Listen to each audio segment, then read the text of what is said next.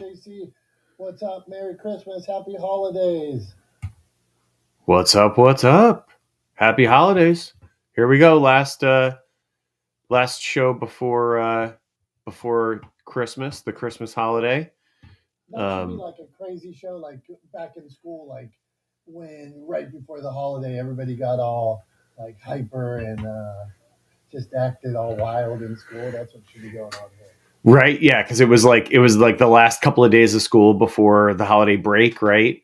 And so everybody, it's spring fever, but like it's vacation fever, right? It's break fever. It's like, because I don't have to be at school tomorrow, right? You remember, I remember that there was like that feeling when you were a kid of like it happened a couple of times a year, right? Like so it happened, Thanksgiving was just like a long weekend, right? But like you got like a solid week plus off, around Christmas and New Year's, like the holidays, right? So, I remember that feeling of being like, man, I have a whole week next week where I don't have to get up to go to school. I don't have to get on the bus. I don't have to do homework. I don't have to like, right?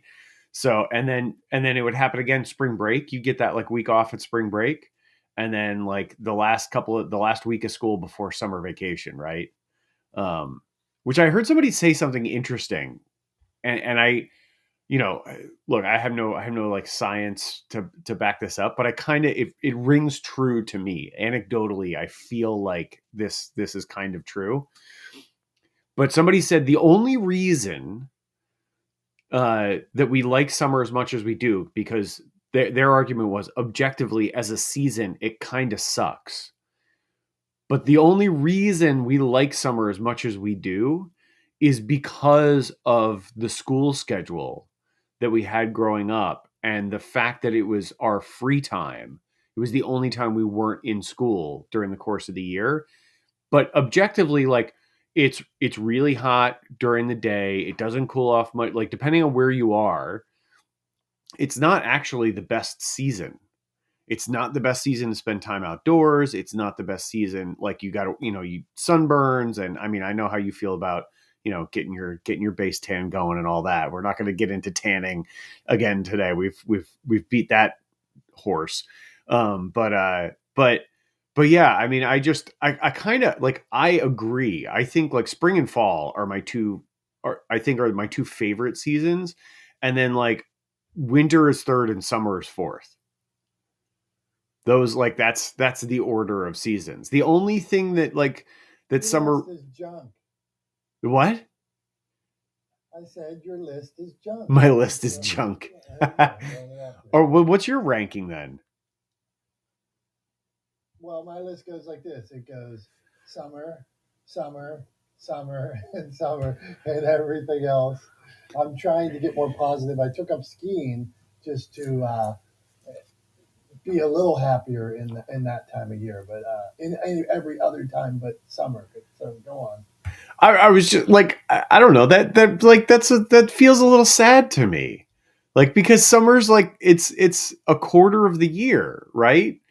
Like, barely a quarter of the year in the Northeast, right? Like, you get really, like, if you talk about like summer weather, like good summer weather, you get a solid 2.5 months, right? 2 to 2.5 months, maybe 3 months of like summer weather, right? If summer's really your thing. So it's barely a quarter of the year. And for people to make like it, everybody gives it this outsized, like grading, this outsized importance. And I think I kind of agree with this person that it's just because of the way our schools were structured when we were kids, and like the vacation schedule we were on is really the only reason we love summer as much as we do, because Yeah, yeah, objectively it's yeah. not as good a season. Yeah, yeah, yeah. All right, not the smartest guys in the room. What's up, Dragon? John, Jason, Julie, Prop T, Doctor, and Matt. All right, let's do this. Let's talk. Let's. Tom's got a new book. Julie's grandfather came out with a new book. I saw them both doing videos holding their book. Love a video holding their book. I have to ask because one, it's authentic as can be because the people see when you hold the book. They can see all the emotion. They can see the book. They can see how you feel about it. So I'm going to ask you, Tom, first. uh, How were the metrics? I know you don't love metrics, but on a video like that, were the metrics a little bit different? I have no idea Uh, what the metrics are for anything I put out because I genuinely don't care. And I understand that that's probably somewhat to my detriment. I don't care. I can tell you this. This is what I can tell you is that there was an overwhelmingly positive response, right? And when I say overwhelmingly, it was only positive. There was no negative response whatsoever, right, to that video that I posted. I got a ton of comments on both Facebook and LinkedIn, and a bunch of comments on Instagram, right? I got a bunch of reposts and reshares on Facebook and LinkedIn. So the engagement was definitely very high, right? In terms of like, can I quantify that like on a spreadsheet? Absolutely not. Right. And I don't want to, and I don't care to. If somebody wanted to come in and do that for me, cool. But even then, I'm not sure I would care so much. I would be like, oh, that's interesting. And then I would move on. Because ultimately, at the end of the day, my goal with everything I do is to provide value and to help humanize the world of business. And I don't, and part of what I rail against is this idea that everything like must be measured so that it can be managed, I was right? just asking, man. Come on. Well, it's like All it's right. I'm just telling you what I think. All right. But yeah, I don't know what the metrics are. I know the engagement was really good. I know the response was positive.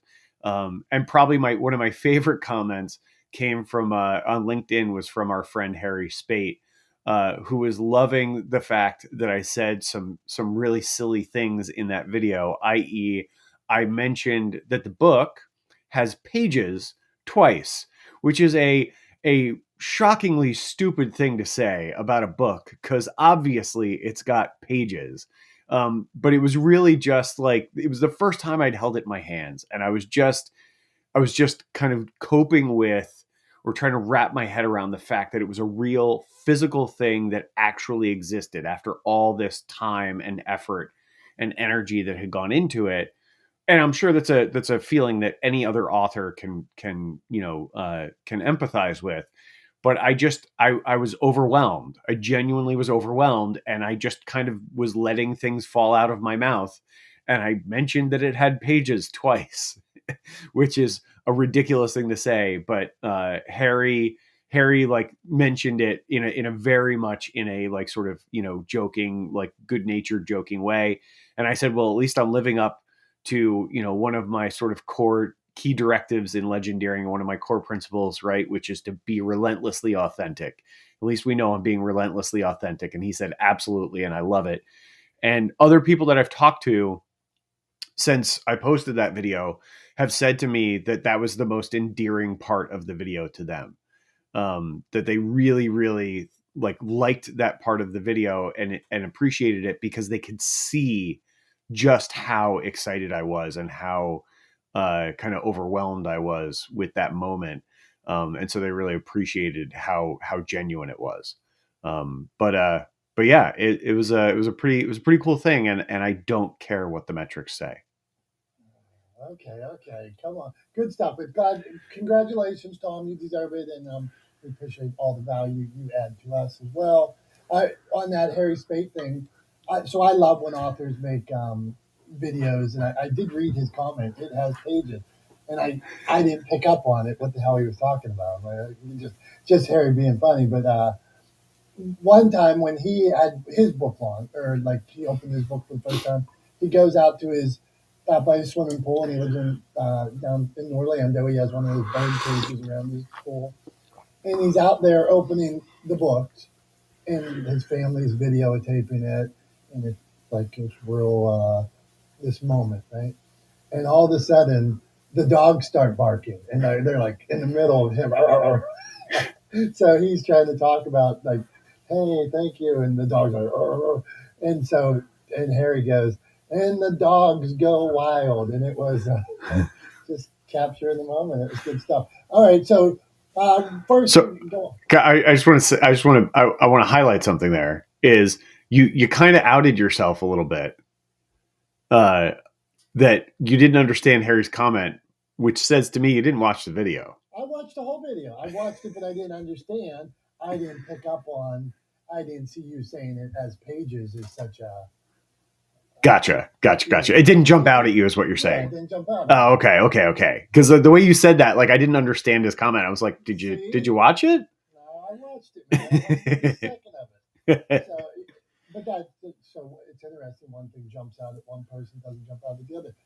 Julie, because you were opening your grandfather's book, you helped take it from the corner of your office to mainstream. So tell us about that journey, Julie. Then we're going to go to JC John and Prof T.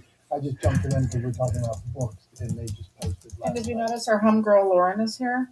Lauren in the house with a little ticket. It says admit one. Okay, Lauren, what's up? Nice to see you. Hey, nice to see everyone. Happy Wednesday. Good. Okay, Julie, tell us about this moment.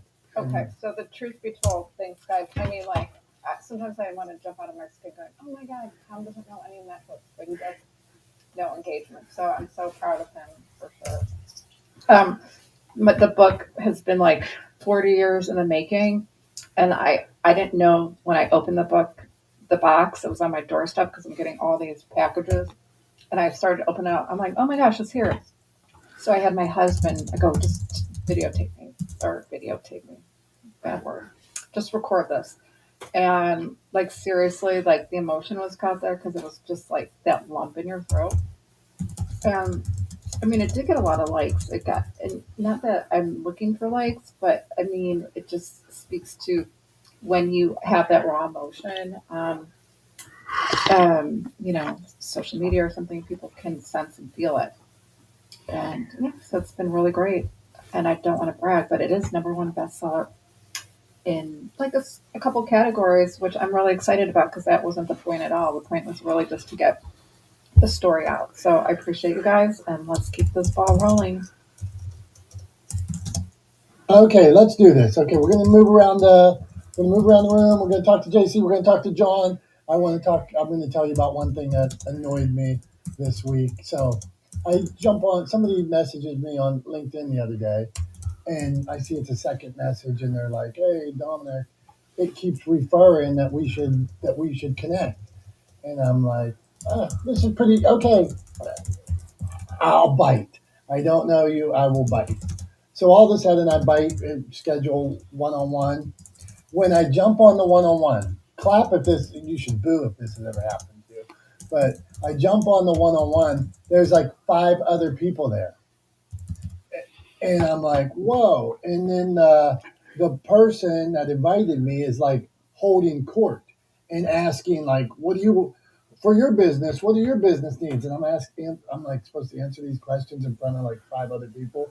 And I just wanted to hang up the phone. But then I thought, well, there's 5 other people on the call. That would make me look bad. So I go through it. And then at the end, I'm like, well, X, why don't you tell us what your business goals are? Just the same question they were asking. Like I really was trying to. So anyway, I have a one-on-one with them yesterday. I bite again. I'm a sucker. So I bite again yesterday. Have a one-on-one. And this time it is. I almost want to see if there's going to be 5 people again, but it's just me and this person. So then they really pitch me on all their different services. And at one point, one of them is lead generation on LinkedIn. So JC John, I wanted to get into this lead generation topic. So they show me something and they're like, oh, look how successful I am. For $2,000, I can teach you how to do it. I'm like, oh, you're going to teach me or you're going to do it? So they're like, we're going to teach you. So, all right. So then now they're talking about this lead generation. I'm like, oh, well, maybe it's good for some of my clients or anything like that. So I'm listening. And then she's like, well, you don't seem interested. And now I said she's a she. So, okay. So I say, well, actually, I was in yellow page sales, I was in pharmaceutical sales, I was in insurance sales, and this is against everything I stand for. So I I see I see the value of it and how it could work, how we could get more leads in. But I live in a world where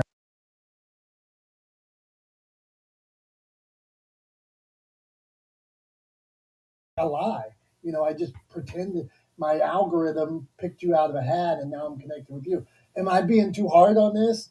Am I just old crank, or is this okay? I'm being angry. There's something very, very like shifty and genuinely like directly, clearly misleading about inviting you to a one-to-one that's not by definition a one-to-one, right? Like a one-to-one is very clear. Like definitionally, it's very clear. There is one person talking to one other person, 1-to-1, right? Like it couldn't be more clear. So like there's something already like very misleading, and instantly trust is gone, right? And if I don't trust you, there is no way on this green earth that I would ever buy something from you, right? Especially a service, right? If I don't trust you, maybe I would buy a product because I see value in the product. I just don't like the person trying to sell it to me. And that's a slightly different story. But if it's a service, there is not a chance. Like, it's chilly outside, but like hell has not frozen over. There is no way. There is no way that I'm buying a service from somebody that I don't trust, who has already misled me. Like the first step is misleading. You tricked me into like kind of a sales presentation where you're trying to like provide me with social proof, right? With like these testimonials and like whatever from these other people. And then you're going to get me into another sales call, right? Because that's what it was. It wasn't a one-to-one. It was a sales call. So like, let's call a spade a spade. It was basically what you're doing is you're trying to put somebody through an aggressive sales funnel. I was in it. Yeah, right? It's getting sucked right down. While calling it a one-to-one, like while calling it networking, right? So you're just misleading people. And like, if you're going to be misleading in your sales practices, like what else don't I know? What else are you not telling me the truth about? Like what else about your services are not exactly as advertised? Like where are the hidden costs that you're not telling me that are going to pop up after I've already signed a contract, right? Like not a chance. Never buying from that person. Would never happen, ever. All right, let's go on. Okay, so now you opened up. I don't even know if we should go this way. I think the room will like it, but it's gonna be a shit show fast. Okay, JC, you can share a tip, but if you want to share a business or marketing pet peeve, because maybe but this is good because I know as soon as one person says it, the other person's going to be like, "I'm doing it and I love it." So, Are you, so we are you sure you want to you want to go down pet peeves? Because like I feel like this is a dangerous can of worms to open, not just in the room, just with me. Like I could fill, me, I could fill the rest of our time this morning just going over my pet peeves. Yeah, business. This is Jason, the architect, man. We need you. This is where we need him to just. If things get out of hand, I need you to come up here and just say, "Dom says next." Okay, JC, go on, man. What do you got for us? Well, I'm in the gym, so hopefully there's no background any boom box saying something. But I have a different approach to most things. So the one thing I would tell you is that I actually like to put myself into some things that I would perceive as pet peeves. And the reason why is I'm a big student of human behavior, but I just think that it's a great way to learn how to not do things, right? I mean, like your experience there, Dom, it's hugely valuable, to run into a snag like that and say, oh, I never want to be on the delivery end of this. But at the same time, I also like to learn, even though I don't agree with it. I'm always fascinated, like, how the hell do these people get results? Whether it is, tricking people into things, you can learn some valuable, tools and strategies through it. So I know this sounds funny, but I mean, you remember something. The only way you can value the light is to experience the dark. So there is value in it. I actually purposely volunteer myself as a potential candidate, which is kind of fucked up in itself, because it's like I'm screwing them sort of by doing that. But um, I like to actually put myself into that funnel that I see a perception of it and just evaluate it. Just say, how did they how did they find me? How did I get into this position? And I want to see what their strategy is. Like if I all of a sudden found myself in a room and everybody was validating that person, Tom, I would be like, oh, okay, interesting. I see that there's other places as well.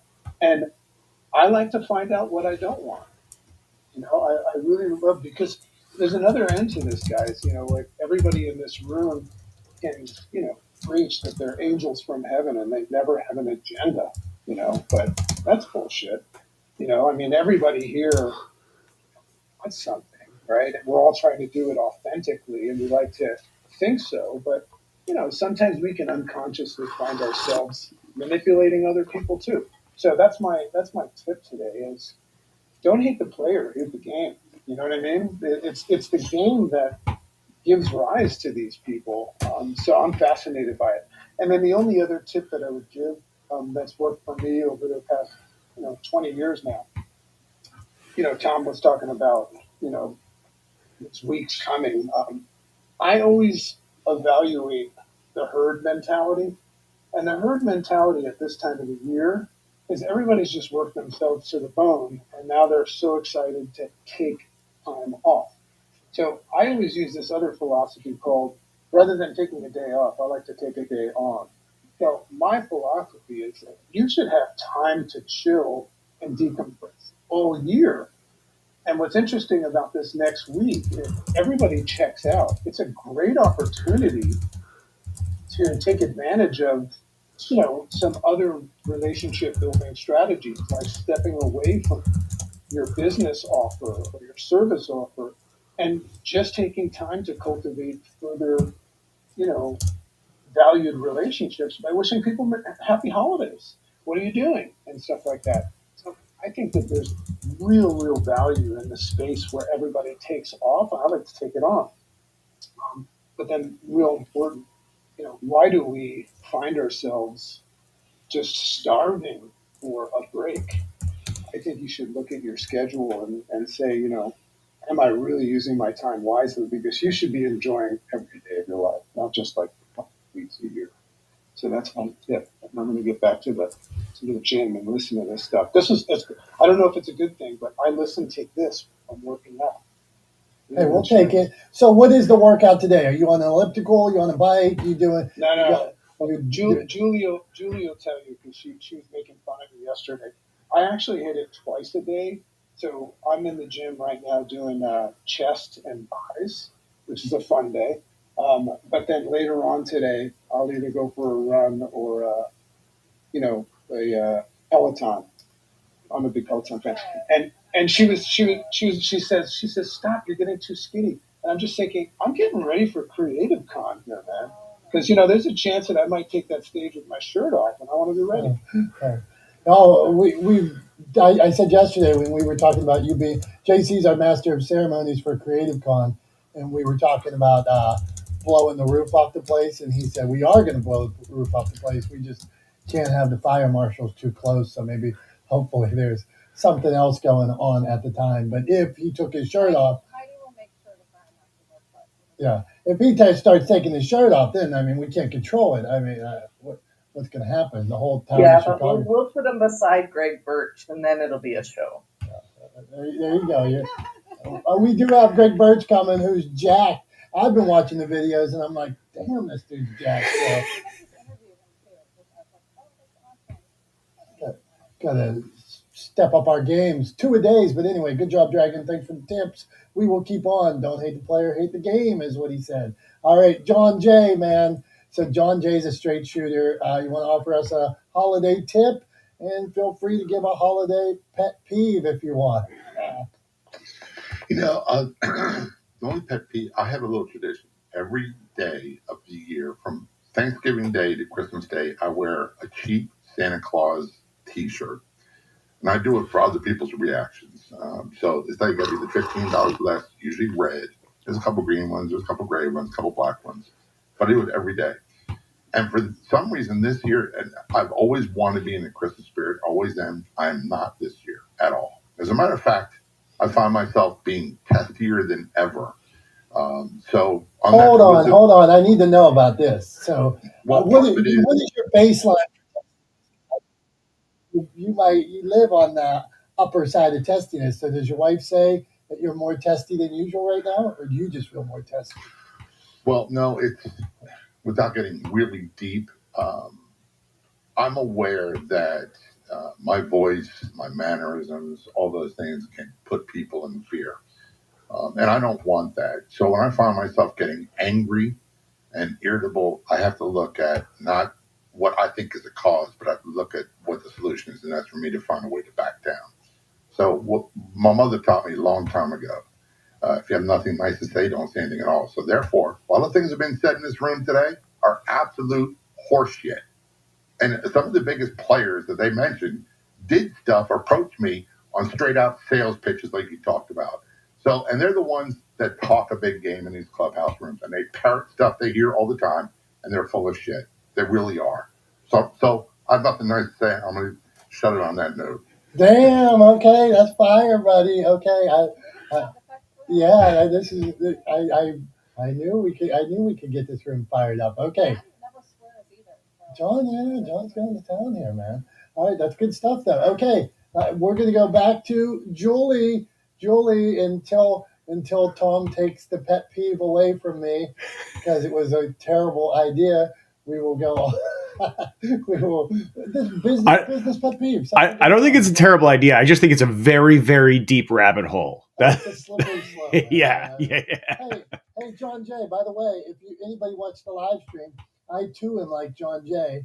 I don't wear them all the time, but I find humor in them. I find humor in the cheaper the better. And you will see today I am wearing some weird shirt with a bow tie that is something about Christmas, and my kids hate when I wear them. So sometimes. More power to you. Bring on the cheap Santa Claus T-shirts. Yeah, awesome. Give me $5, man. That's what I'm talking about. Okay, Julie, go on. What do you got?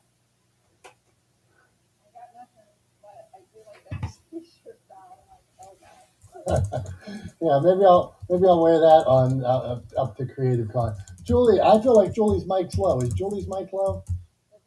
Yeah, I thought it was low yesterday. Way far away from the phone. Yes. Actually, I'm not. I'm right. I have my headphones on, but who knows? Is this better? Anyway, yes, we don't have to hear me talk. Let's get on to the next one. Okay, let's keep on rolling here. Rolling. Prof T, what do you got for us? You got a tip, peeve, both. What on? A peeve could help somebody else. If you don't like, maybe it's something you don't know you're doing, and people are like, man, that guy's a real jerk. So go on. What do you got? Oh, hey, everybody. I got a lot, but for the sake of time, I'll just kind of keep it short. Thanks for having me on here. Look, John J. Wiley, dude, well said. Like, I get that because you're right on. And Dragon, I was on your live yesterday morning. Wow, what great content. Had no idea. I'm so glad I hopped in. I ad nauseum was posting, so sorry about that. I was so excited. It was a great topic. Here's my pet peeve. And we're on LinkedIn right now, so I have to, give props to LinkedIn. It's, if you Google me, talking about our topic we talked about yesterday, Google yourself, folks. So now every once in a while I Google myself, and it looks like LinkedIn has like really propelled me. So it looks like LinkedIn likes me. But you know what my pet peeve is? As soon as I connect with somebody, I get an onslaught of, hey, I can do this. Hey, do you need that? Hey, let's talk. I've had conversations. So what I say now is I'm way willing to have a conversation. I'd be delighted to have a conversation with you. However,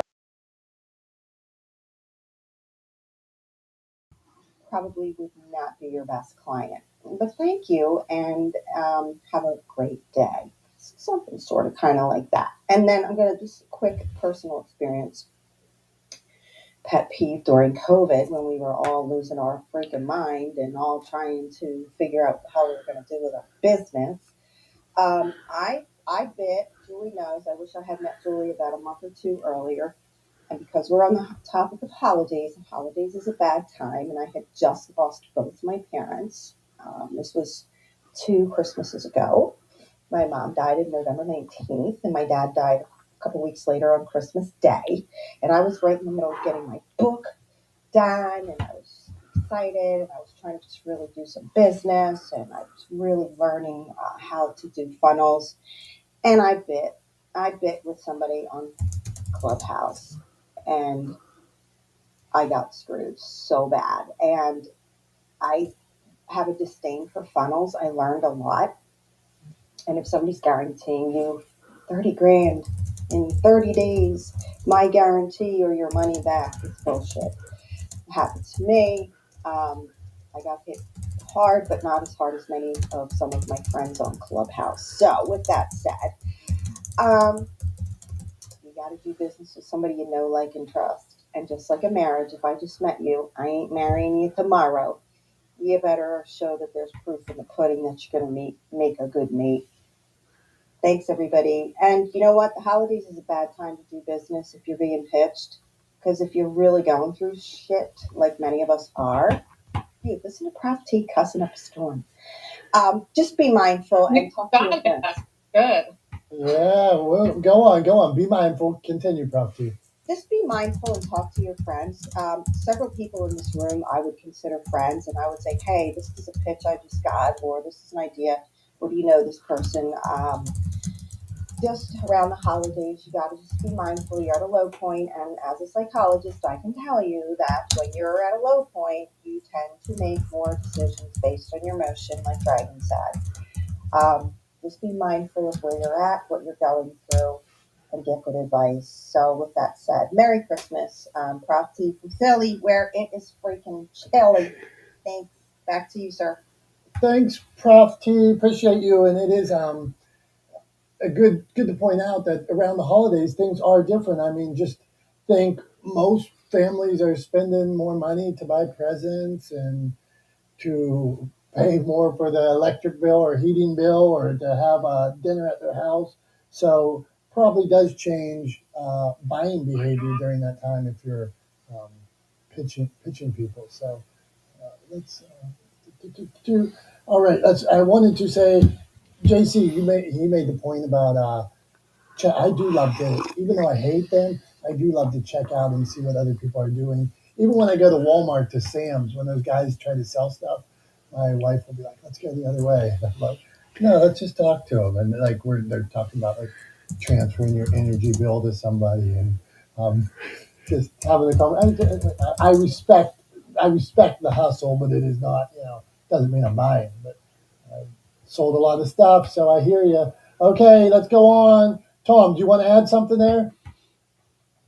I'm good. Tom, I'll let you. Okay, we haven't heard from Tom, so Tom, you may give one small business pet peeve, but don't send us down the rabbit hole. Come on.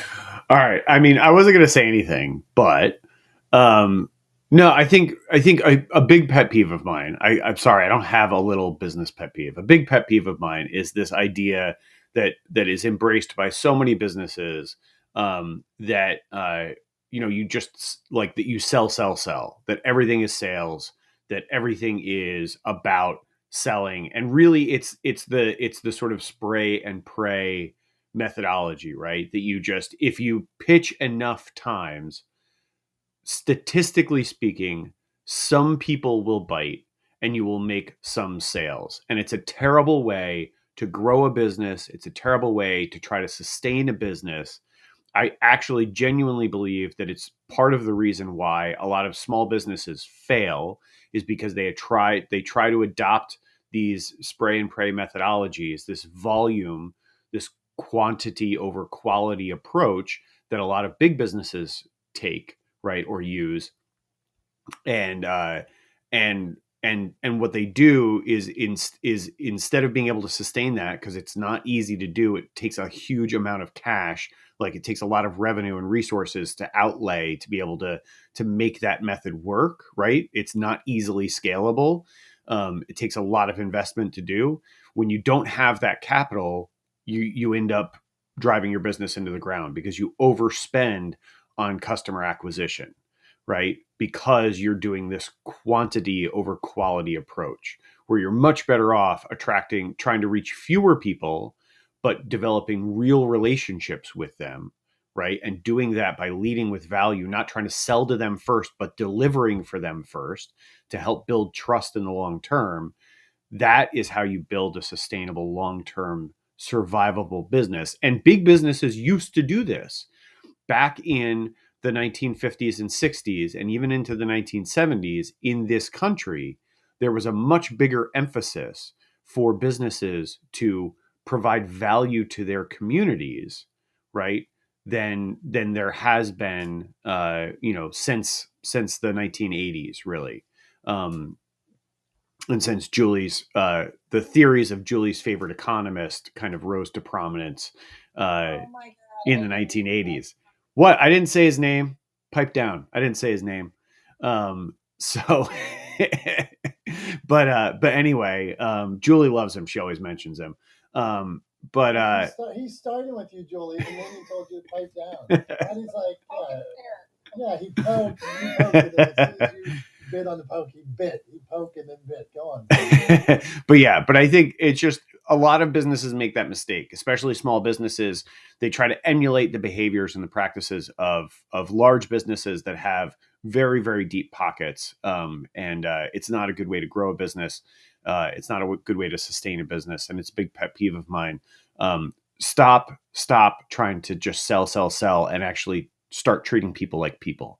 And you're going to see a dramatic improvement in how your business fares going forward. So just treat people like people, right? Let's humanize the world of business. That's what I'm about. Yeah, there you go. That's what you're about. All right. You got some hearts on that too. Okay. So now I'm working on my messaging here. So Dr. Tachi, give us one stocking stuffer, one gift, and then be like the Grinch and hand out one lump of coal for something that is a pet peeve, a business pet peeve, if you have one. Go on. Damn, I was going to give out all coal. Okay. You can go all coal. Give coal. If you start dishing coal, John Jay had some fire. So the last 20 minutes of the room, we're just going to go John Jay dishing coal. I'll be on there, Okay, go on, Dr. Tachi. Well, these can be turned into gifts because you can do the opposite, right? So I don't like when people knock on my door for things. You know, it's summer all year round here, so people are constantly going around, selling this, selling that. I'm already trying to dive to the floor and duck from the people who are saying, do you have a few minutes to talk about Jesus Christ, our Lord and Savior? And now I have to also duck from you too. And the thing is, my entire house is windows, so I have to really don't go to the floor and just keep still so nobody sees me moving. So the thing is, it's like you can't even beat me. It's in your own home. So I don't like when people do that because, that was the way to do it. And for some people, it still may be the way. But I think that the level of trust of people you don't know coming up to your home has eroded to the point that just figure out a way to do it online. Okay, it doesn't work for you. That's not my problem. So don't knock on my door and come to my house with any of that. That's one. And then number two is I also don't like when people are just a chapter ahead of the students. So that's something that I adore as a professor. And then it's something that I don't think works well for business. So, for example, people will call me try and message me for some expertise on I don't know, something with equipment, video equipment, something in terms of technique.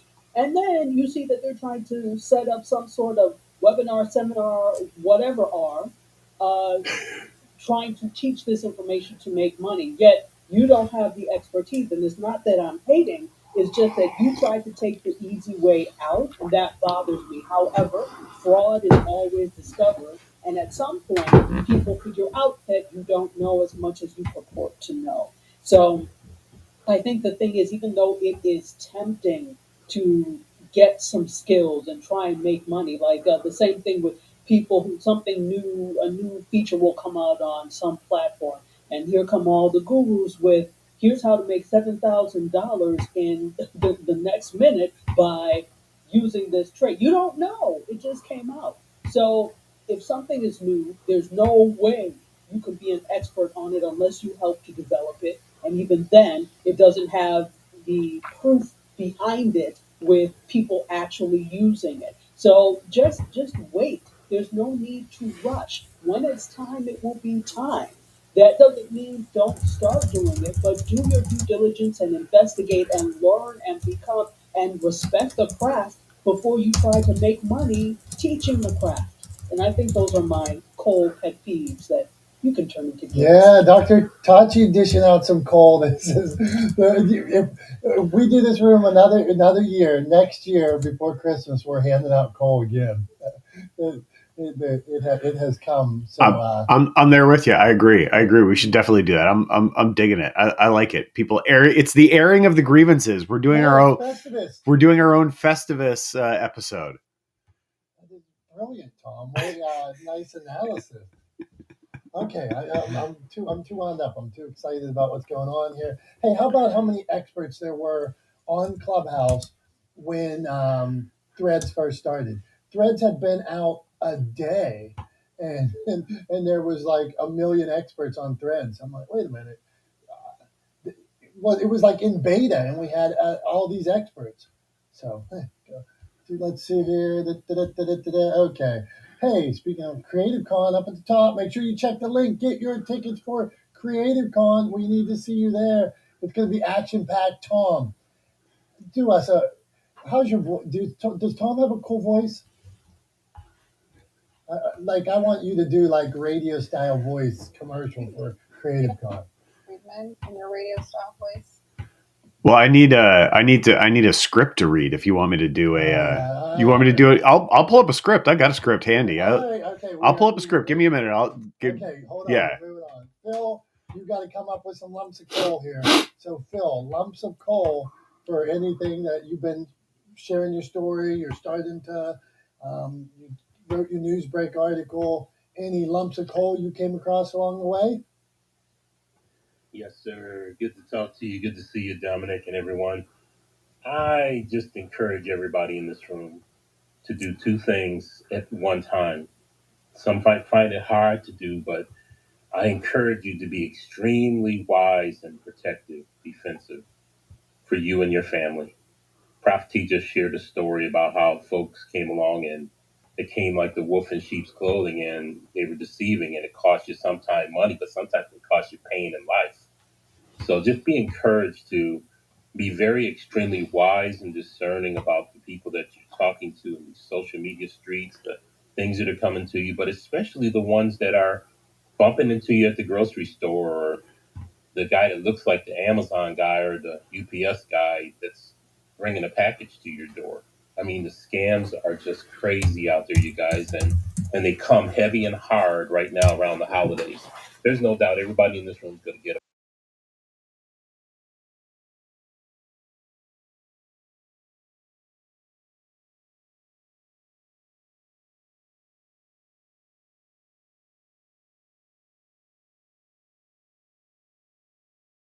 you can be, because you never know when the true one in front of you is the one that needs you that day, and you're the one that's supposed to be the one to give them a helping hand, literally, or it may be a helping dime out of your pocket. You can do both at the same time. It's just going through life with an open and clear mind. Ask some qualifying questions and then give of your heart, give everything that you have to make sure somebody's good. They may appear to be the devil, but it might be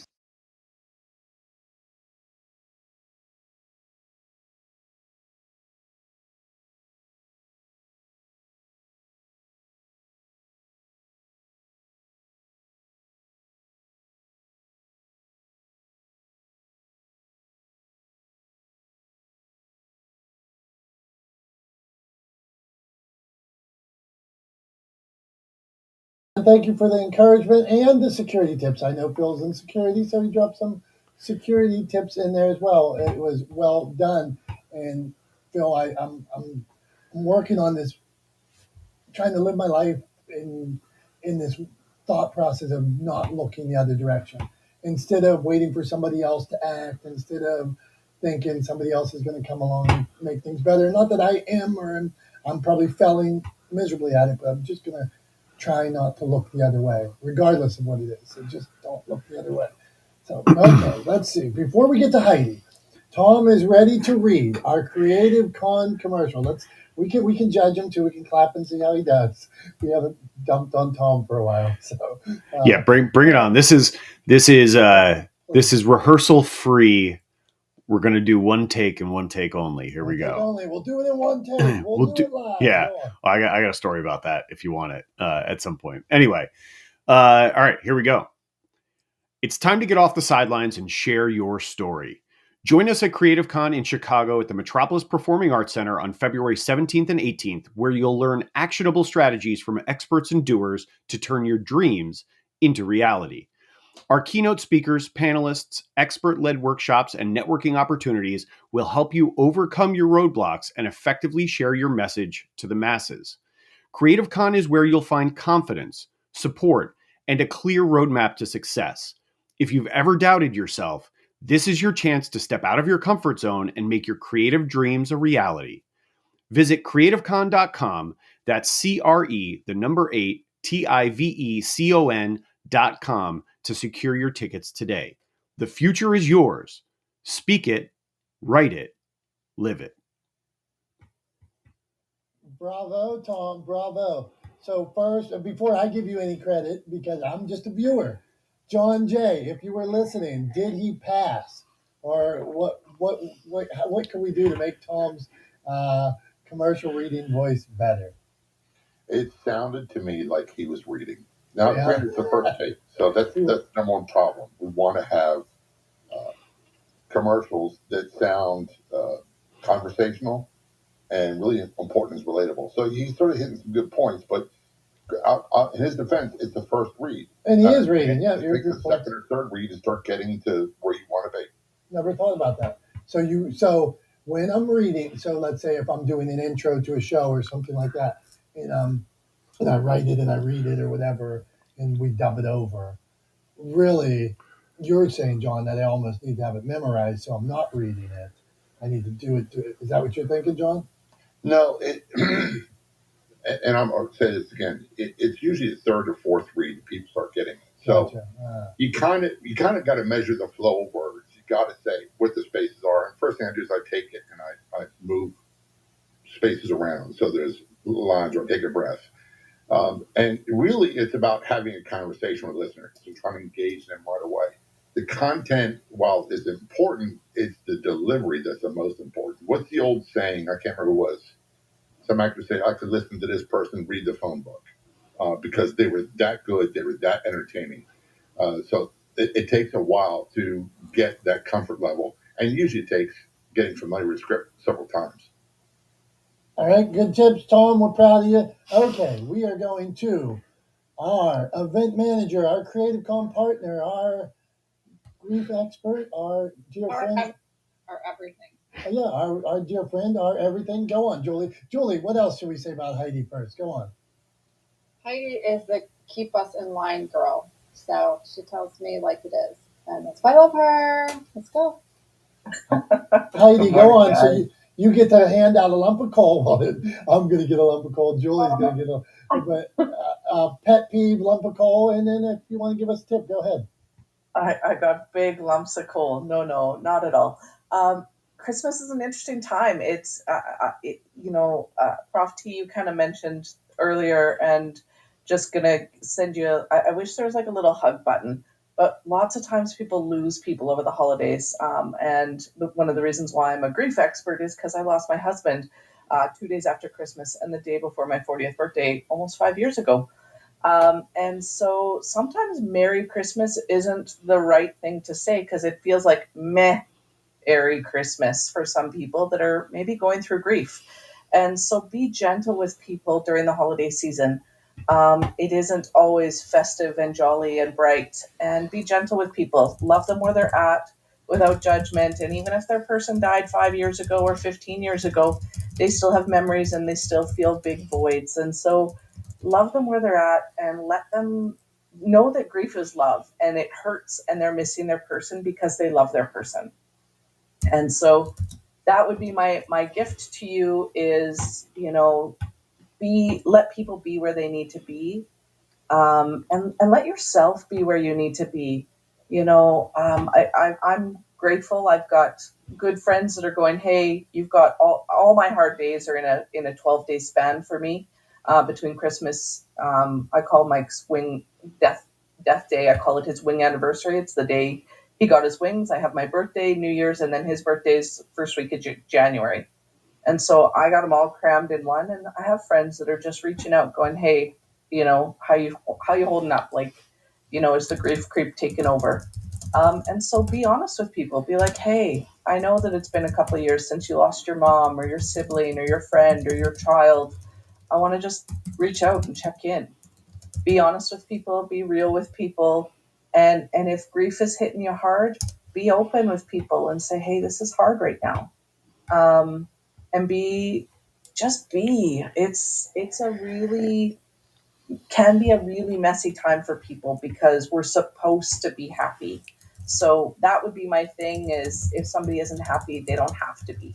Let them be. So with that, I'm going to send some gratitude out. I'm grateful for the Creative Con team. Love working with Dom, Tom, and Julie. And yes, I am the keeper in liner, and will be behind the scenes at the event, making sure that everything runs smoothly. And I'm really excited about this event. And if you're nearby or if you're a flight away, please come join us. We're going to have some fun. And what I love about this conference is that we walk our talk. And so there's going to be podcasting there. There's going to be production there. We're producing a book with all the speakers in it live at the event. There's going to be places and spaces where you can talk to others and network with others and meet some amazing people. I'm super excited. I've chatted over the last couple of years with John, never met him in person, never met Tom in person or Dom in person. I got to meet Julie. But yeah, I'm really excited to meet some of these people finally. Like, they're going to be real people. So I would love if you're interested in being there, make the commitment, join us, and give us a hug when we get to meet you. Have a good one, guys.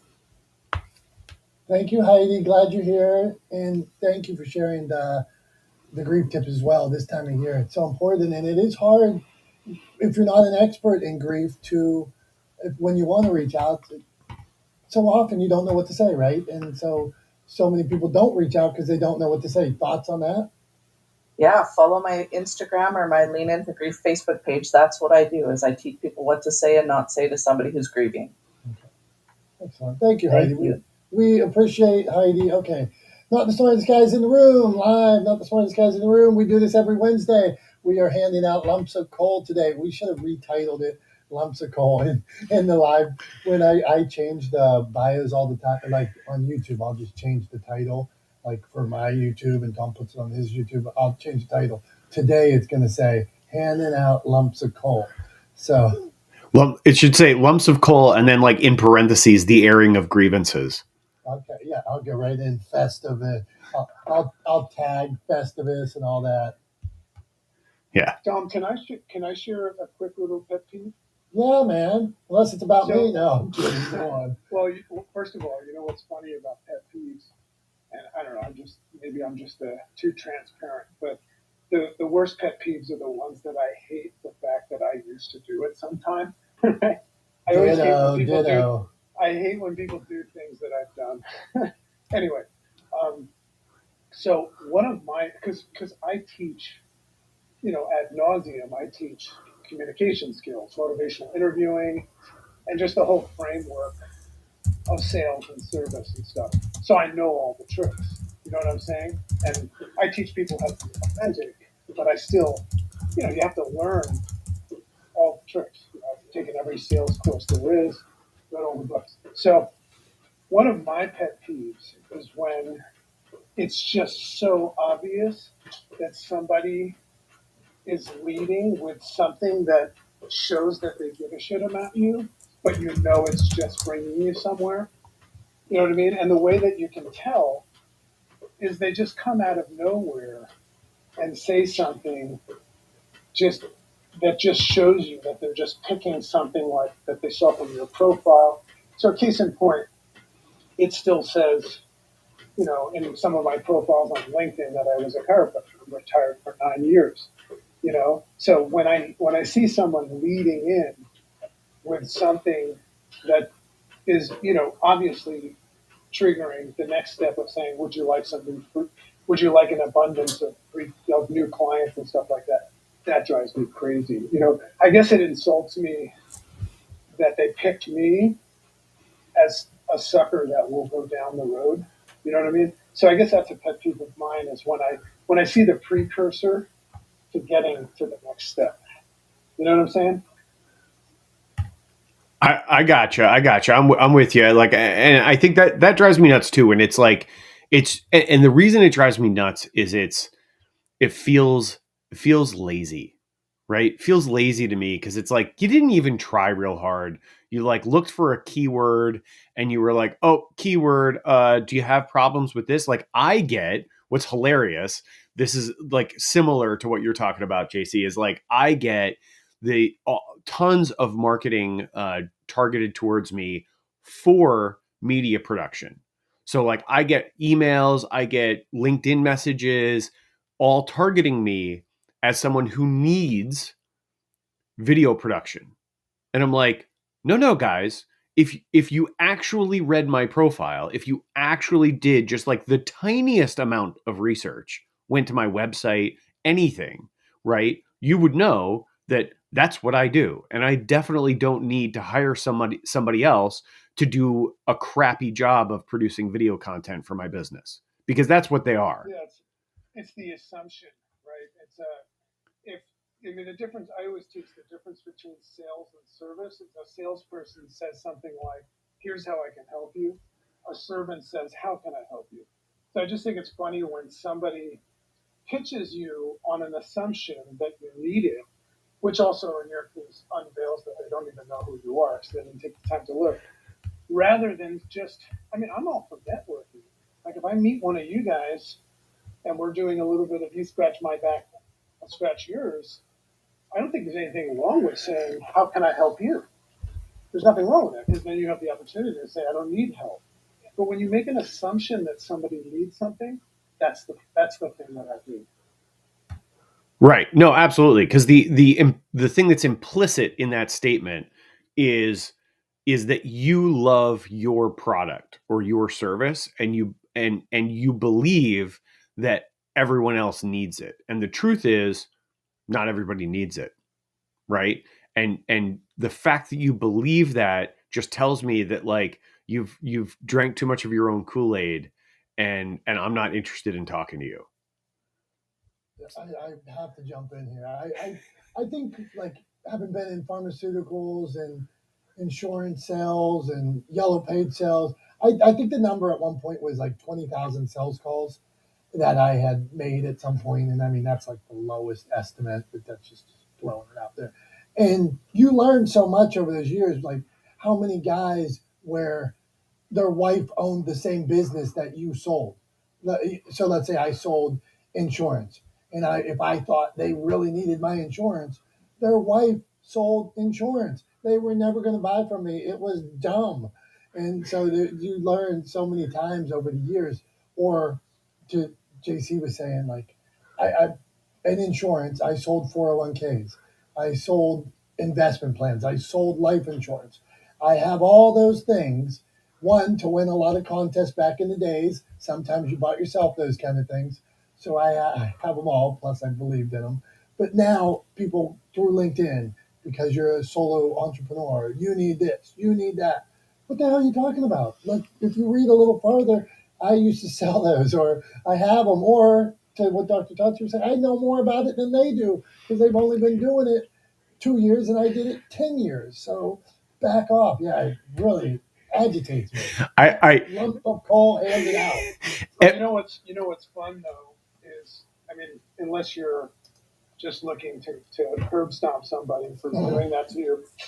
What's fun though is to say something like, "Oh my God, Tom, like, how did you know that I woke up this morning needing that?" You know what I mean? And it's just that would probably be the unhealthy version of my ego, just wanting to let them know in a different way. But it's fun sometimes. Like when I get a phone call, my wife and I are notorious for doing that. Get a phone call from a guy that claims to be our computer mechanic or something like that. Say, "Hey, JC, it's Raul, your computer technician," or something like that. And they're going down this whole rabbit hole where they want you to click on a link and screw you. So my wife and I will push record and we'll sit there and we'll pretend to be people that don't know anything about computers and we'll just bite up 30 and then just, waste his time and stuff like that. So anyway, I guess that's a sick way of dealing with this stuff. So forget I said that. There's I got one better for you. Not something I do, but something I've seen. There's a guy who's created a whole bunch of videos of him doing that exact thing where he'll get somebody who calls him and they send him a link and they want him to click the link, blah, blah, blah, blah, blah, like that kind of like that scam.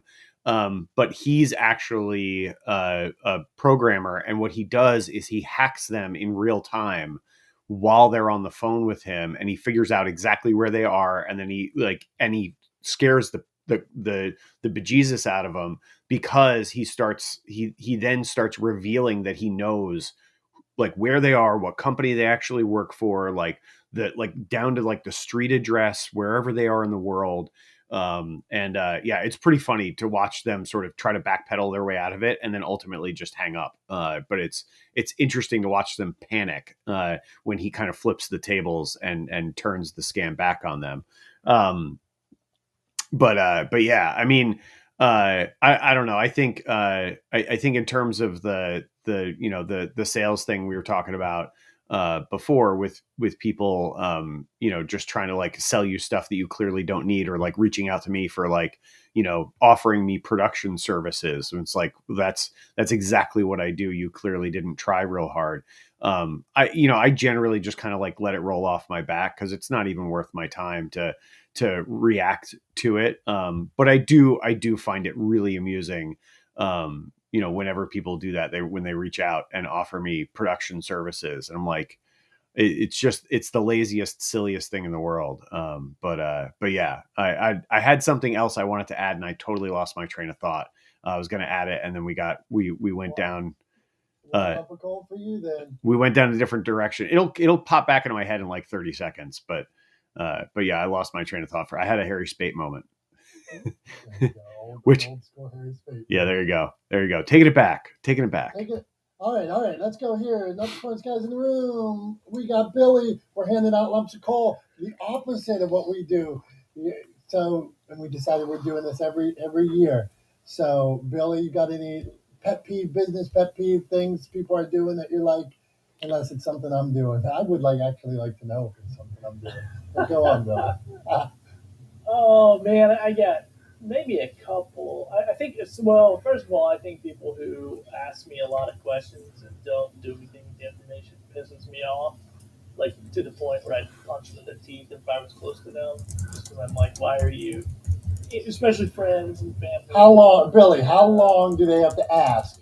Like, because this is a good one. So do they ask like over and over the course of 3 years? Is it a year? Has it been 10 years they're asking? At what point do you want to punch? I want to punch them after I'm like, especially in my business now, because I help people get into the program over on Amazon.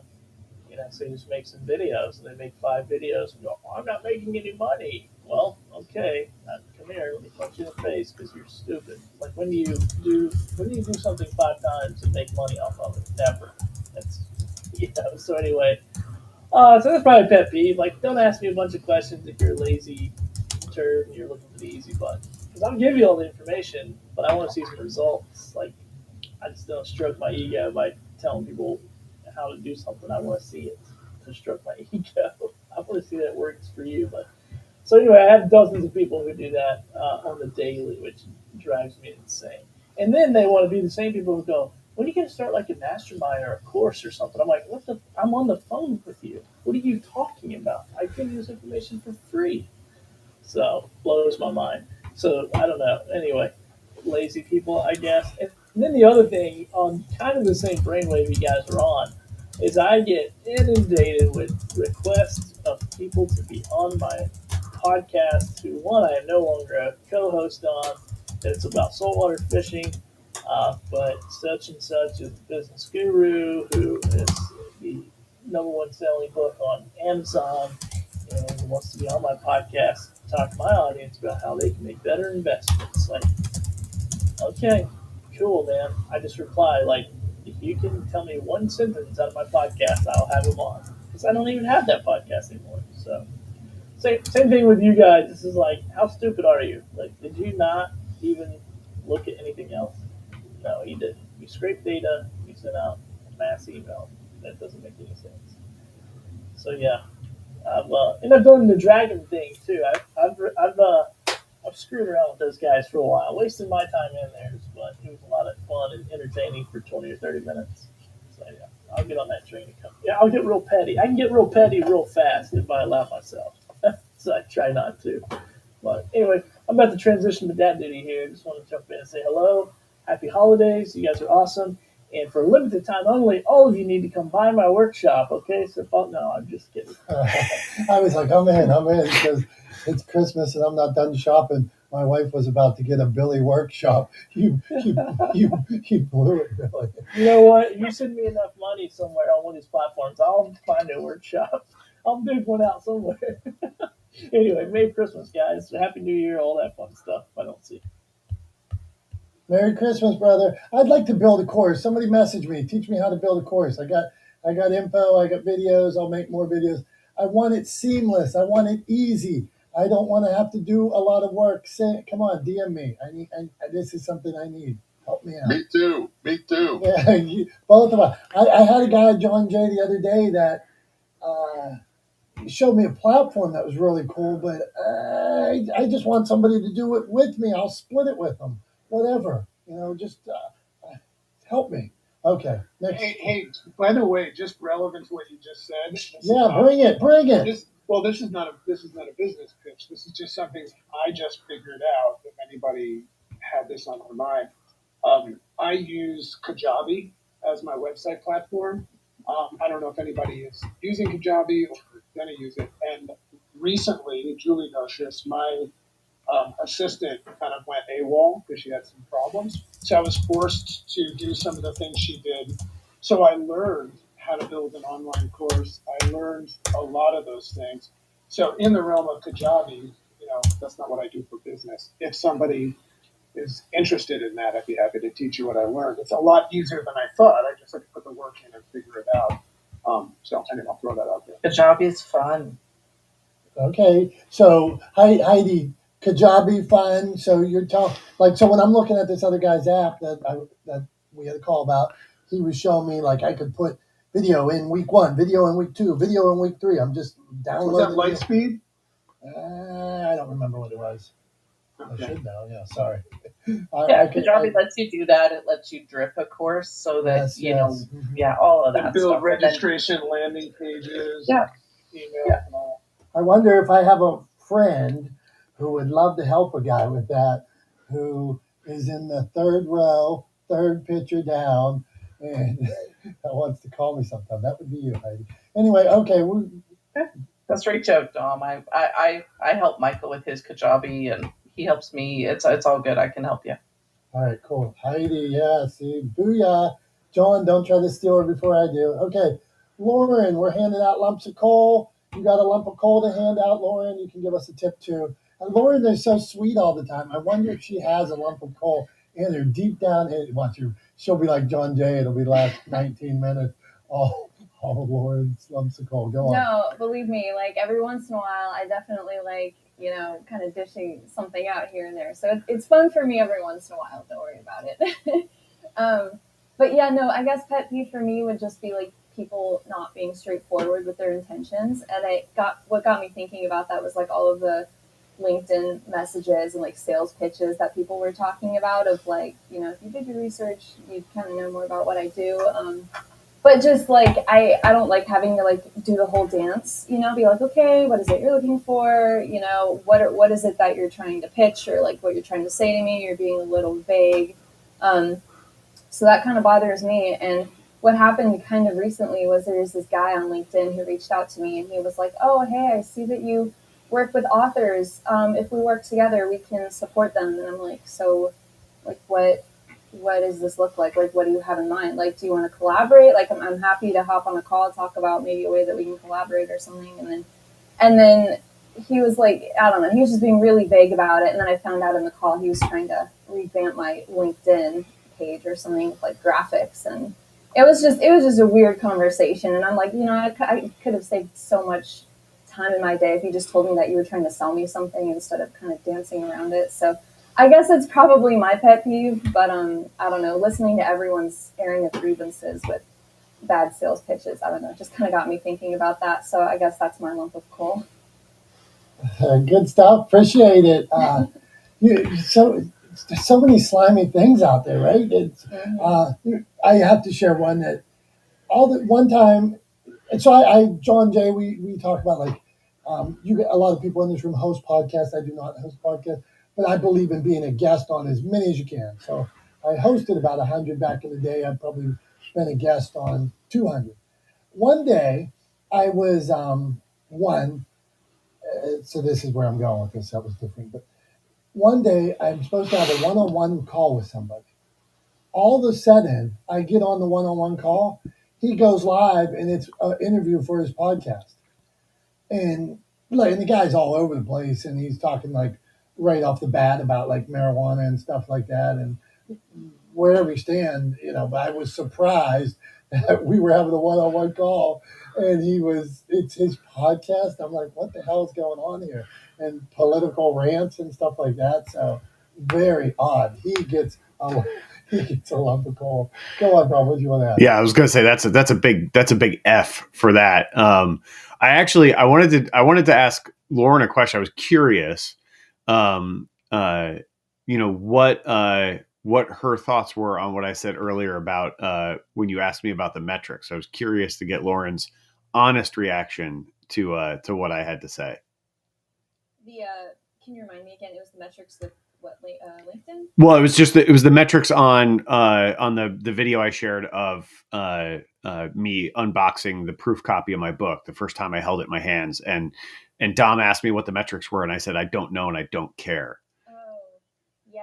I mean, I guess for me that'd be like more of like an in the moment kind of thing. Like when you say metrics, you're talking about like your reach or like your like the numbers and stuff on the back. Yeah, I asked him, Lauren. Mm-hmm. I thought that it was an authentic video. It was a good video. I thought maybe he would check back in and see at the actual metrics and see what they thought. So sure. He said he didn't look or care. So go on. Yeah, I mean, like, if it were me, like, it would be very, like, in the moment, like, oh, celebrate this moment with me. But, like, out of curiosity, like, I might look and just be like, oh, curious kind of how did this thing perform? But if it did great or if it did not great, I don't think I would really care either way. It would just be more of a curiosity thing. But I think if you're like really happy and proud of yourself for something that you do, it's just like, however this video does or however it goes, like I'm just happy to be, sharing this moment with other people. But like I would check out of curiosity, but like whatever the result is, I wouldn't really care about it personally. Cool. I appreciate that. Yeah. I mean, it's one of those things. I honestly, truth be told, I genuinely don't even know how to go into like the back end on any platform to look at performance metrics on any of my content.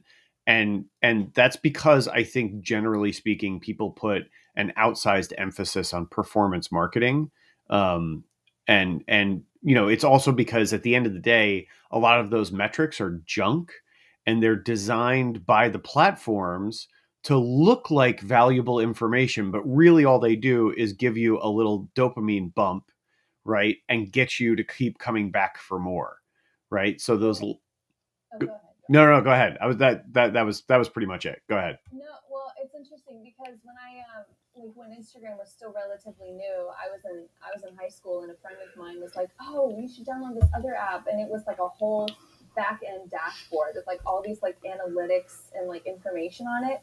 And for a while, I kind of became a little obsessive with it. Like it would say, "Oh, you lost 2 followers today," and then I would like freak out about it. And it's like I kind of agree. Like it's kind of unnecessary information unless you're gonna like use it specifically for something, or if you're like wanting to get feedback for like if you're experimenting with new types of content or something. But like when I was downloading that app, back when I was in high school, it was like, holy cow, like there's so much information here that I'm not really going to use. But I guess it's like a matter of kind of what your intention or your purpose is for that kind of stuff. But like I remember the feeling that like that back end app gave me, and it could be overwhelming at times for sure. It just made me think of that.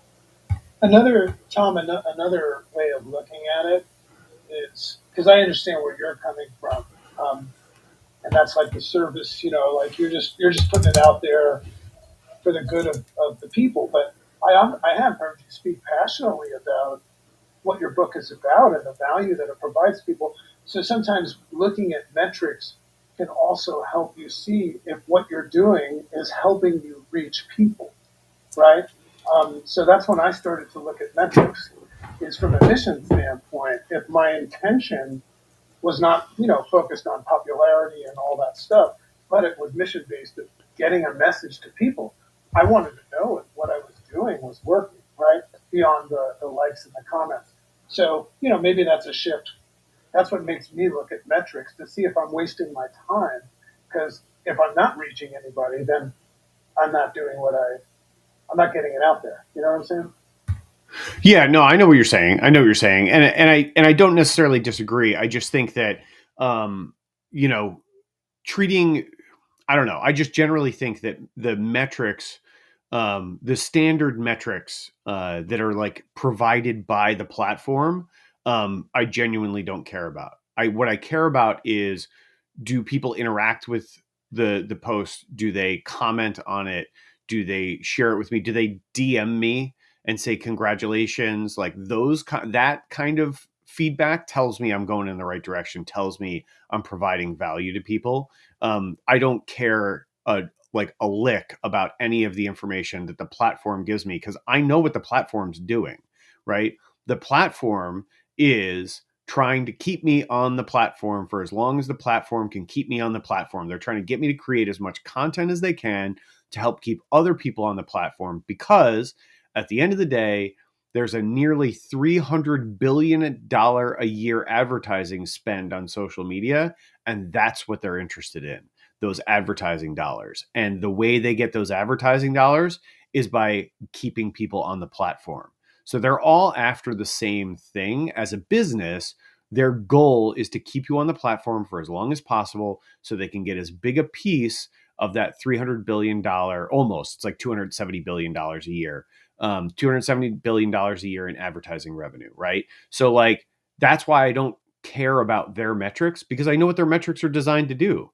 They're designed to keep me on the platform. They're designed to give me that dopamine bump, right? To give me a little oxytocin, to give me a little endorphin release, to keep me on the platform and to help keep other people on the platform. Like that's the goal, because that's how they make money. That's the business. That's what they're selling, is our attention, right? They're selling our time and attention to advertisers, right? So it's just, I look at it for what it is, right? And I think a lot of people have a hard time kind of separating that for themselves, but I look at it for what it is. The metrics given by the platform are absolutely not objective. They are skewed to make you want to stay on the platform. They're presented in a way to make you want to stay on the platform, right? That's because that's what they want. That's what they need. That's how their business works, right? $270 billion a year in advertising revenue for these businesses. Like, And another pet peeve is That's what I was just going to say. JC said in the comment,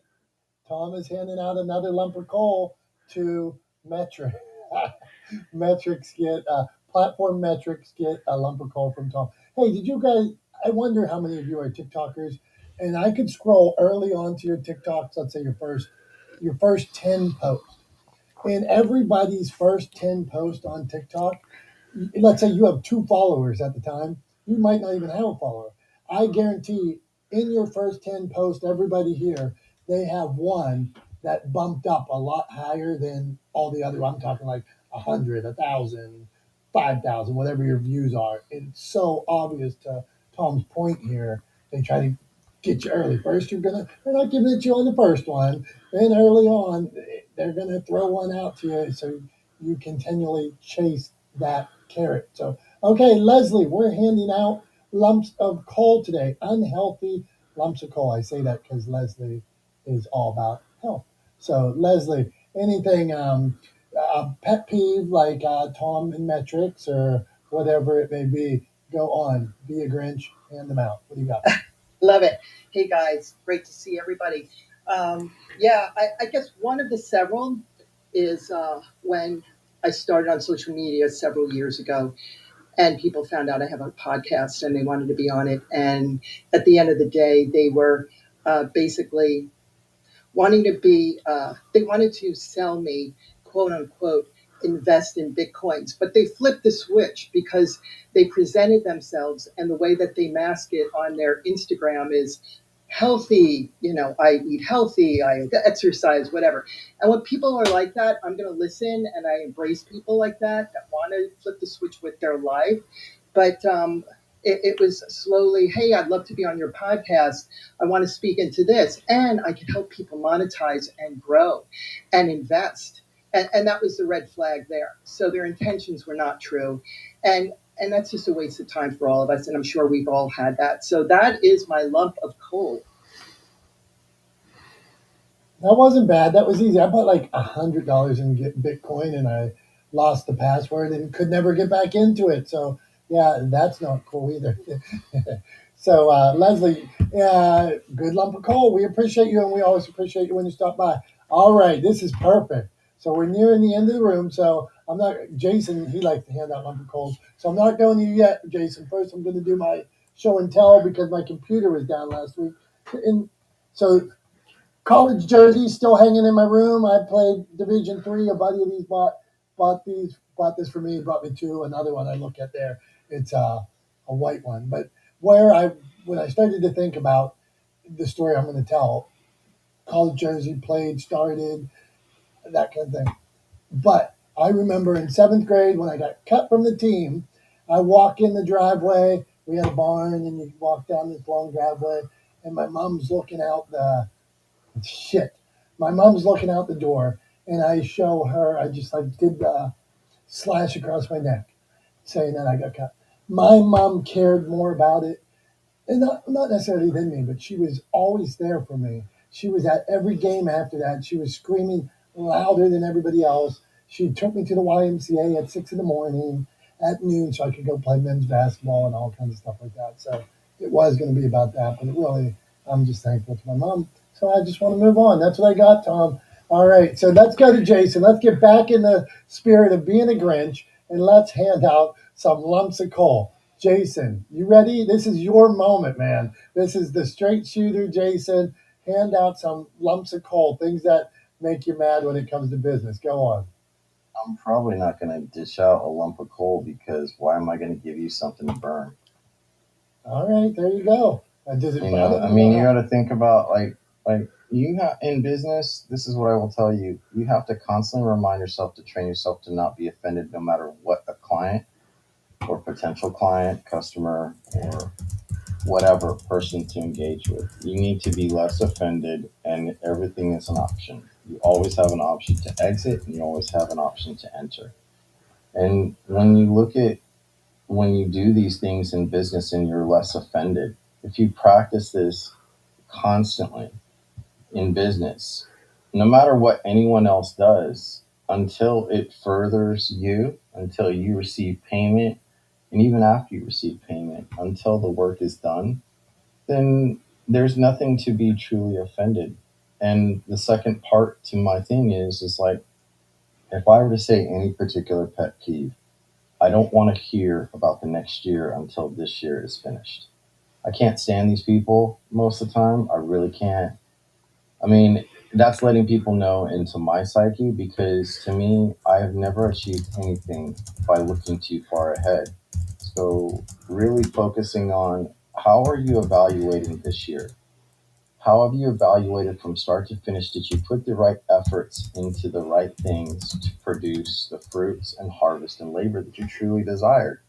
Or are you just gathering a bag of coal that you could use that for burning? You can use that for other things. Whatever angers you, whatever frustrates you, can you think about why it gets so much fuel? So, I don't want to hear about 2024 until I'm finished with 2023.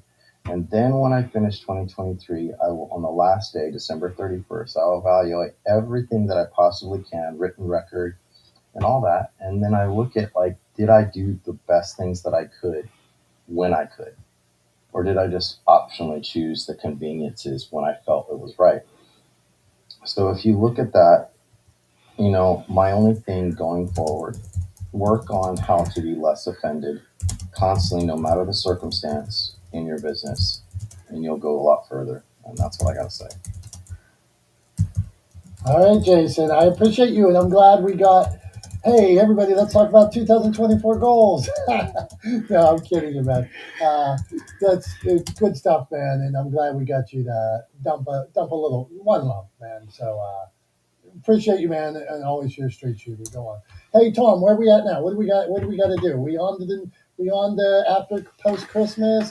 You got more call? You want to do another? You could run a whole. You could run this whole day of room, one live room, 24 hours of call. I do. I mean, yeah, I 100%. You know, I've got my fair share of pet peeves. But look, I think it's okay. I'm sure somebody on the outside looking in, or even, if we just change the title of the episode to, right, like, lumps of coal, dishing out lumps of coal, right? Like, airing of grievances, whatever. People are going to be like, oh, they're really cynical. Oh, they're really negative. Oh, like, what a downer or whatever. But here's the thing is, like, I think it's okay to be critical of systems, because being critical of systems means that you're also looking at opportunities to improve them, right? And if you're looking for opportunities to improve them and then you act on those opportunities, then I think it's good to be critical, right? Like, at the end of the day, nothing is ever furthered, improved, refined, by not being critical of it, right? And I'm critical of myself, right? And open to criticism of myself. Like I said earlier, when I was, when I was talking about how I don't care about the metrics on my posts, I said, and I'm sure there are people who would turn around and say, yeah, but Tom, here are a couple of ways that the metrics could actually really help you, right? And JC kind of hinted at this. But I'm sure somebody who, like, is a data-driven marketer could explain to me how there's a couple of things that I could check in on, that would actually really help fine-tune my content and help me bring more value to the community that I want to serve. I'm open to that. I know I'm not doing everything perfectly, far from it. But I think the only way you can do that, is if you're both critical of things, but also open to criticism yourself. And that was, when we were talking about, when I did that off the cuff ad read earlier, I welcome that criticism. Did it sound like I was reading? Probably. Like, I mean, I don't know. I haven't heard it back. That's one of the things, like, I would never do that for real without rehearsing it. I would never do it for real on the first take, right? Like, that's not how any professional would do it. You would rehearse it several times and then do it. Like, use one of the takes, like John was saying, by third or fourth take, it would probably sound markedly better because I'd had that rehearsal time and that practice time to really kind of get comfortable with the script and find the nuance in it to make it sound more conversational and less like I was reading. But yeah, so I'm totally open to that, right? Was it perfect the first time? No. Is anything I do perfect the first time? Not really. But that's just the way things are, right? So, like, I think it's good to be critical. You have to also be open to criticism, and then you have to act on it. You have to actually do something with it. You can't just run around being negative all the time, right? You have to actually act on that criticism. You have to put as Heidi likes to say, you have to walk the talk, right? So, Jason, did you have something you wanted to add on there quickly? Well, I just want to add a perspective of just shifting something here. When I heard the description of what people thought of your intro, I thought it was a critique more than a criticism. Because if you look at the two words, criticism is the expression disapproval of something or someone based on the perceived faults or mistakes. But it's also the analysis and judgments of the merits of the faults. Now, when you look at, and I know it's semantical, but it's very important to understand the difference. Now, critique is a detailed analysis, the assessment of something, especially literally, philosophically, or political theory. But it's to evaluate in the detail of analysis way that makes it what it currently is. So I think that when we use those words, a critic or criticism, we have to think about, is it on autopilot that we're maybe misinterpreting something? Because I think you did fine. I mean, just for a dry run through. Did it sound like a Hallmark commercial to me? Yeah, kind of did. But I mean, would it sell me? No. But that doesn't mean that, hey, this is what I'm reading as it is. So, but it's not to be taken personal. So, when you were saying about the critic, the hard line, assessment, that I've got to look at the metrics. That's how your mind assesses the situation, that there's an urgency. But where's the benefit and where's the fun? And when you look at the benefit and the fun, what you get to do and correct and improve each time, your outcomes lead by 150% of an increase. And I say this because I've proved it. So my encouragement before I get out is to think about the delivery in which you automatically use those two words, criticism and critique, and think about the benefits are going from this point forward and never taking offense, because it makes us all feel in some way when we use the word criticism like it's a power struggle or it's a power of approval. But if I critique it, I can receive it a lot better. And that's what I wanted to end with. So hopefully this benefits and gives you something today. Thank you, Jason, man. Appreciate you. Appreciate everybody in this room. Hey, John's back. All right, before we go, we handed out enough coal. So we're gonna stuff stockings with some good. So the pressure's on. So I'm going back around. We'll go Lauren, Heidi, John, Dr. Tachi, Prof T, Julie, me, and then Tom will wrap us up. Just give us one little tidbit, Lauren, something encouraging to leave us with this holiday season. Go on. What do you got? I would say that probably one of the most underrated things that makes the biggest impact, that's always good for people to practice, is really good listening skills, like just active listening, whether you're pitching to someone, whether you're speaking to someone, whether you're having just a loose, casual conversation with someone. Don't underestimate the power of active listening. Well done. I will not interrupt. I am listening. John Jay, what do you got? Yeah, I would leave with this. If you are a podcaster, do not be afraid. If you have a home studio, do not be afraid to contact radio stations about voice tracking. That's what I just did. And sometimes they'll let you promote your own social media and other things in return for that. So seek collaborations that can produce results. Be very weary of people who said they want to collaborate and network when they're looking for you to give them a paycheck. That would be my closing words. Thank you. Appreciate it. Dr. Tachi. She's listening. Maybe we'll hear her later. Prof T, a tip. What do you got? Stock our stuff in. Stock our stuff in. That was right. Okay. Prof T's not here anymore. All right. Hey, I see her in my picture. Whatever. Julie. Refresh your screen. Okay, let's see who's here. Okay. Julie, want to leave us with a tip? Who knows, Tom? We're done. My tip. Appreciate every second this holiday season, whether with one person, 100 people. Just appreciate every second. Magnificent. You want to leave us? Oh, she was here. She's gone. Tom, take us home. We're out of here.